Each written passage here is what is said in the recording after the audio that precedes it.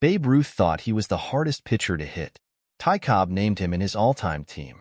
Eddie Collins called him the greatest pitcher in baseball. This pitcher is Eddie Plank, also known as Gettysburg Eddie, and one of the greatest left-handers in baseball history. Edward Stewart Plank was born on August 31, 1875 in Gettysburg, Pennsylvania. He didn't play baseball until he was 17 when he pitched for local teams. About 5 years later, the pitching coach at Gettysburg College asked him to try out for the college team. Incredibly, he ended up pitching for the team even though he wasn't enrolled in the school. In 1900, he signed with the Richmond Colts of the Virginia League. Unfortunately, the league folded before the season began.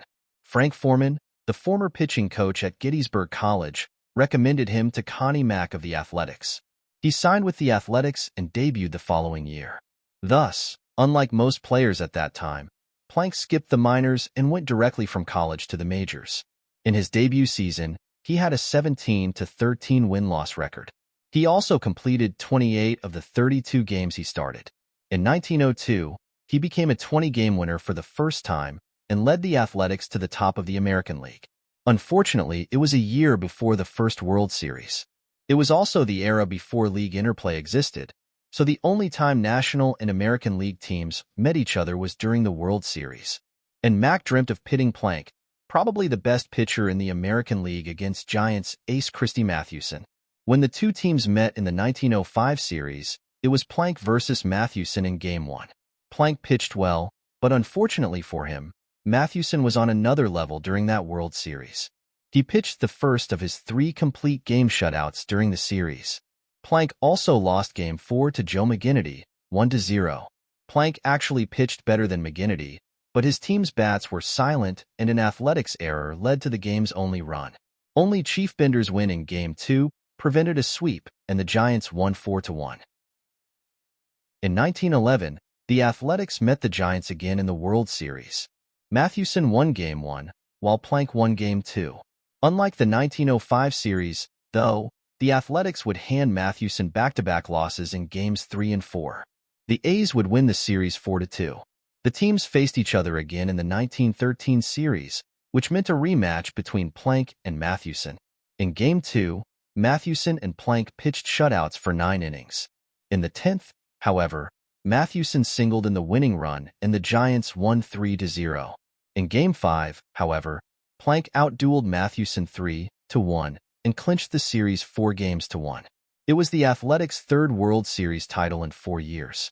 The following season, in 1914, Philadelphia won the pennant once more, but were swept in the series by the Boston Braves. Plank pitched Game 2, losing 1-0. Overall, Plank pitched well in his World Series career, but lack of run support resulted in him having a 2-5 win-loss record.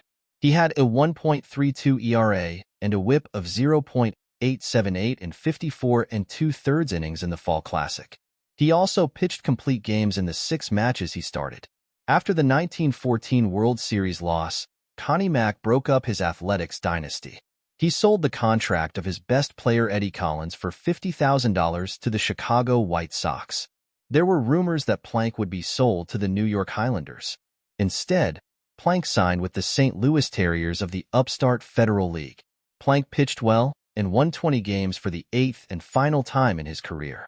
But the Federal League folded up at the end of the season, and Plank sought free agency. However, Major League Baseball declared that his contract belonged to the St. Louis Browns. Plank spent the last 2 years of his career with the Browns, with a 2.14 ERA, a 21-21 win-loss record, 114 strikeouts, and 4 saves. In his last game, he pitched an 11-inning complete game but lost 1-0 to Walter Johnson. In October 1917, he announced his retirement at 41. Still, the New York Yankees traded 5 players, including pitcher Urban Shocker, plus cash for Plank and second baseman Del Pratt. But Plank refused to report to the Yankees, saying he was already retired. He spent his retirement as a battlefield tour guide at Gettysburg National Park. Plank retired with a WAR of 90.9, 326 wins, 2.35 ERA, 23 saves, and 2,246 strikeouts. His 326 wins is still the career record for left-handers in the American League.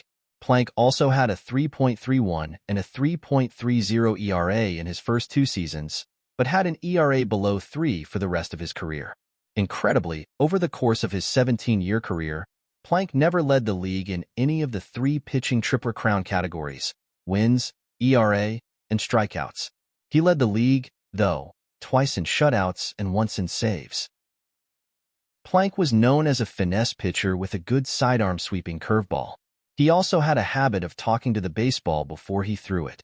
This unnerved many opposing hitters as it seemed Plank was whispering spells. But Plank was most likely talking to the ball to calm himself and enhance his concentration.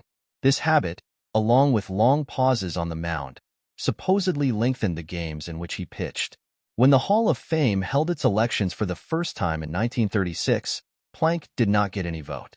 In the next elections, however, Plank was a regular fixture in the ballots and peaked at 27% in the 1942 elections. In 1946, the Old-Timers Committee of the Hall of Fame finally corrected the absence of left-handed pitchers in the Hall. It selected Eddie Plank and Rube Waddell. Plank suffered a stroke, and 2 days later, on February 24, 1926, he died at age 50. Today, Plank is an underrated pitching legend and probably less known than many of his contemporaries. But as teammate Eddie Collins once said, he was not the fastest, not the trickiest, and not the possessor of the most stuff, but just the greatest. Thank you for watching. Do you agree that Eddie Plank is an underrated pitcher? Who can you compare him to? Please consider liking and subscribing. It helps immensely.